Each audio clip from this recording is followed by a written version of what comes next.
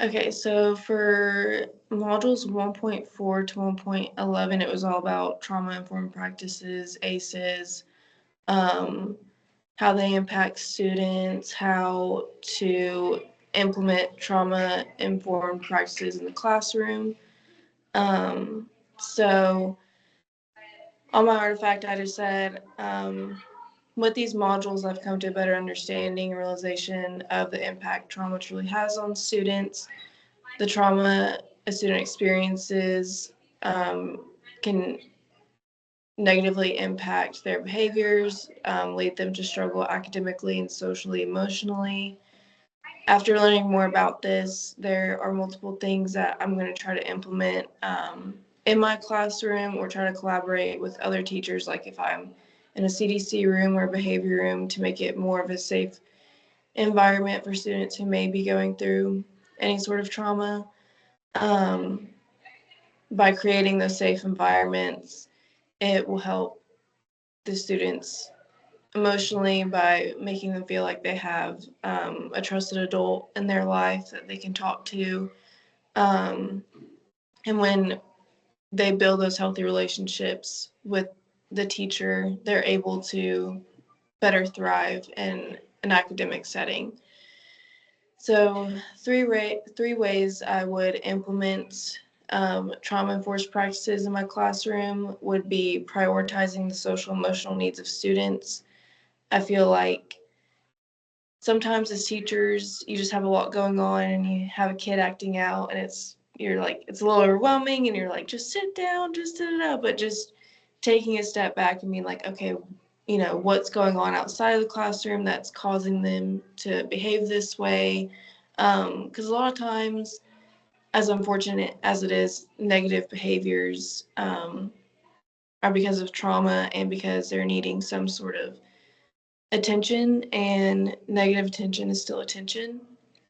So um, just taking a step back, figuring out what's going on, what can I do to help. I would also create a calm and safe environment. One thing that I really liked through these modules was students having like a calm down corner. So if they can feel themselves starting to get overwhelmed or frustrated, they can just go into the corner with like low lighting and maybe some fidget toys and a bean bag just to kind of Mm-hmm. sit, kind of regulate themselves. And then when they're ready or when a timer goes off, we'll be like, okay, like now I'm ready to do my work. And Right. then uh, also offer students choices to restore control, because even as an adult, I probably would not like someone having to tell me what to do 8 hours a day, every single 5 days a week. And so if so even like now when I'm doing one-on-ones, push-ins in the classroom, there'll be like multiple worksheets. And I'll be like, okay, do you want to do this one first? Do you want to do this one first? Or do you need to take a 5-minute break and then we can start? Or do you want to do it now and then take a break? So just kind of giving them those choices. That way they're not getting overwhelmed and thinking, oh my gosh, I have to get this all done now. And their brains just kind of getting scrambled, and then kind of makes them not want to do it. Um, the outcomes of the implementation, like I kind of explained earlier, build healthy relationships with the students. That way, if there is anything going on outside of the classroom, at home, or at grandparents' house, or at, even church or something, like they can feel like they are able to communicate about it. And then also increase student performance, because if a child is not doing well physically or mentally, they're not going to do well academically. And so really prioritizing those two things to make sure that they are doing their best, because same thing for me, like if I start getting hungry, I'm like, I'm not really focused because I'm too focused on how hungry I am. Yep. um, and then also just reduce any behavioral issues. They feel more comfortable coming to school and they feel more confident in themselves. And so they feel more like they can complete the work, they can do all the things and not And like if they make a mistake, realizing it's okay, like we can learn from this. And then one of the things it wanted me to add on there was just some self-care practices that I do just so I don't experience burnout. That So is so true. yeah. So physical, I usually just go on walks. Lately I've been trying to eat just like better nutritious food. That way I'm not getting drained in like the middle of the day. Good luck. Yeah. Also starting to kind of cut out caffeine quite a bit. Oh, that's awful. No. But you know what? You just gotta work through it, power through it. You do. And emotional, mental, just reassuring myself, like, don't stress about it. It's all gonna work out. I also like to journal. So like if I'm just having a long day or a hard day and I have so many thoughts in my head, just writing it all down and just getting it out. And then I'm like, okay, I feel better. Spiritual, I'm very active in the church I go to. I pray a lot. Devotionals with my friends and also with my boyfriend. So just constantly that reassurance from the Lord and like, hey, like it's all gonna be okay. Like it's all part of my plan. Don't worry about Yep. it. No. Yeah. And social, obviously, just spending time with my friends and family, and my boyfriend. Just if I had a long day, sometimes my social battery is low, but there's always those people that I can be around that don't drain it. So I'll be like, hey, like, do you just want to go for a walk? Do you just want to go get dinner real quick? And just kind of having someone to kind of distract from the crazy day I had or anything like that.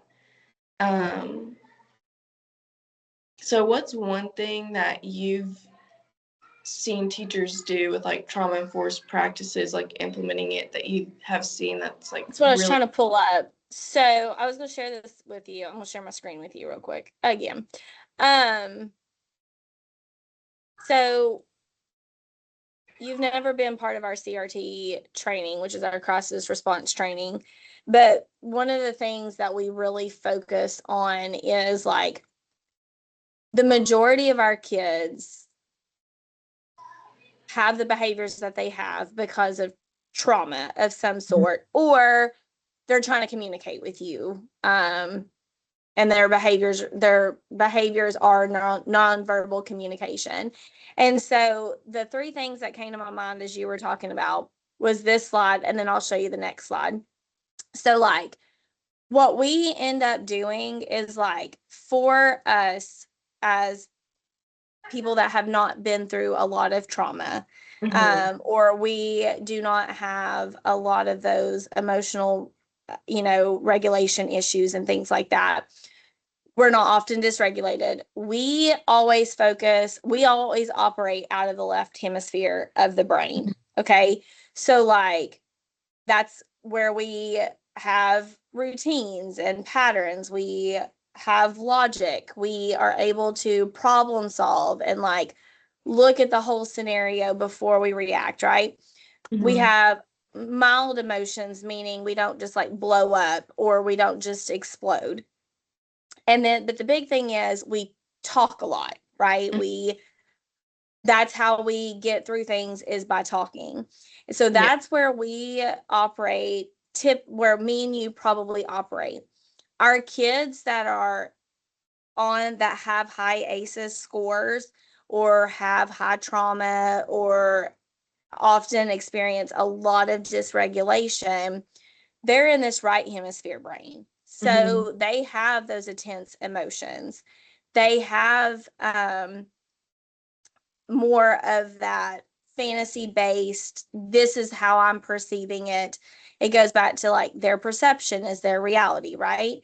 And so we are over here operating out of that left hemisphere brain, trying to de-escalate a right hemisphere brain. So we're sitting there talking to them constantly, you know, like, I need you to make good choices, or I need you to go for a walk, or, you know, whatever it is. Like, we're firing all of that language to them. Well, when they're in that dysregulation, they're not interpreting our language. It's, you might as Right. well just be doing that, you know, want type talk to them. We're Mhm. also trying to apply logic to them, right? Right. We're basically saying, trying to be logical about what's going on. Well, so basically you're fighting a left hemisphere brain with a right hemisphere brain. It's not going to work until we understand that right hemisphere. And so the next slide, if I can get to it, is how do we do that? Like, what's the, there we go. Hold on, I just had it. Oh, here it is. Okay. So basically it's like, well, how do we do that? And I guess you probably can't see that. So let me see if I can get from current slide. Yeah. Okay. So can you see that screen? So Mhm. like the left side of that is our how we typically do with like left side of the brain. Instead of doing that, we should try what's on the right side for the right side of the brain. So like with me, I know that I overtalk, right? I Mhm. know, so like I look here at that over talking. So instead of over talking, what should I do? Either A, keep it to short phrases, or visual cues, right? Like Mhm. that would be the other thing. The other thing where you know, something I'm terrible at that I have to get back, I have to do sometimes better with, is like telling them what to do, right? Mhm. So giving them options or redirecting. And so this side of the chart deals with more of the stuff that we tend to do, being in that, operating in that left hemisphere side of the brain. Here's what we can do instead. So I like this chart. I like to think of that because most teachers do. We focus on that left side of the brain. That's where Yeah. that's why we're pretty much teachers, is because we have to have patterns, we have to have routines, we are logical. But the Mhm. other thing to think about too, and it's in this PowerPoint, but I won't go to that screen. The other fun fact is girl brains versus boy brains. And so boy brains, actually, studies have shown, when they're dysregulated, when they come out of being dysregulated, it takes them 3 to 5 hours to get back to baseline. And that's if they're neurotypical. So Yeah. like in your case, the kids that you're going to be dealing with, they're not neurotypical. So you Mhm. can almost double it. So like it's going to take them 6 to 10 hours. Well, if it happens at 8 o'clock, even if it happens right at 8 o'clock in the morning, they're not ready. They're not going to be back to baseline by the time school gets out, you know? Right. Yeah. And or maybe even longer. They're not going to come back down to baseline until the next day. Mhm. Girls, on the other hand, are different. They're ready to talk about it. They're ready to talk about it quicker.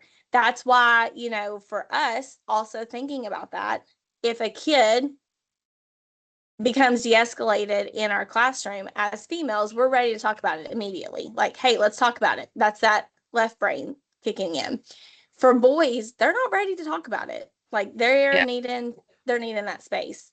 They also Mhm. need things in their hands when they're talking.